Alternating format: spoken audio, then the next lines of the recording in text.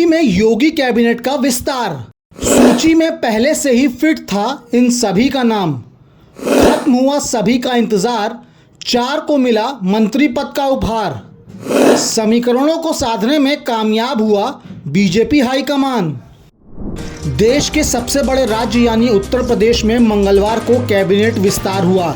लखनऊ स्थित राजभवन में शपथ ग्रहण समारोह आयोजित हुआ और कई दिनों का इंतजार आखिरकार आज खत्म हो गया। ओम प्रकाश राजभर, दारा सिंह चौहान, अनिल कुमार और सुनील कुमार शर्मा ने मंत्री पद की शपथ ली। उत्तर प्रदेश की योगी सरकार के कैबिनेट विस्तार में 4 नए मंत्रियों ने शपथ ली।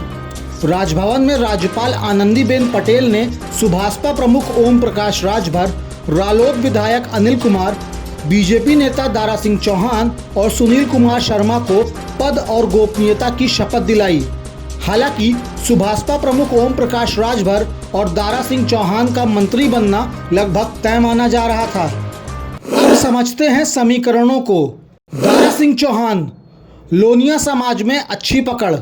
सपा छोड़कर बीजेपी में शामिल हुए दारा सिंह चौहान को कैबिनेट में जगह मिली। दारा सिंह भले ही घोसी उपचुनाव में कोई खास कमाल नहीं कर पाए हों, लेकिन माना जाता है कि लोनिया समाज में उनकी अच्छी खासी पकड़ है। पूर्वांचल की घोसी लोकसभा सीट पर इस समाज का खासा प्रभाव भी है। दारा सिंह चौहान ने अपने राजनीतिक करियर की शुरुआत बसपा से की थी। लोगों के बीच पकड़ के कारण वह पार्टी का एक महत्वपूर्ण चेहरा बन गए। 2015 में दारा सिंह चौहान बीजेपी में शामिल हो गए। 2022 में बीजेपी से इस्तीफा दे दिया, वह सपा में शामिल हो गए। लोकसभा चुनाव से पहले एक बार फिर दारा सिंह बीजेपी में लौट आए हैं। अनिल कुमार, आरएलडी के दलित चेहरे। रालोद के कोटे से अनिल कुमार को मंत्री बनाया गया है। अनिल मुजफ्फरनगर के पुरकाजी से विधायक हैं। वे आरएलडी से तीसरी बार विधायक चुने गए हैं। रालोद ने दलितों को साधने के लिए अनिल का नाम आगे किया। इससे पहले रालोद विधायक अशरफ अली और राजपाल बलियान का नाम आगे चल रहा था। सुनील शर्मा विधानसभा में सबसे ज्यादा वोट से जीते। 54 साल के सुनील कुमार शर्मा पेशे से वकील हैं। गाजियाबाद की साहिबाबाद विधानसभा सीट से बीजेपी से लगातार दूसरी बार चुनाव जीते।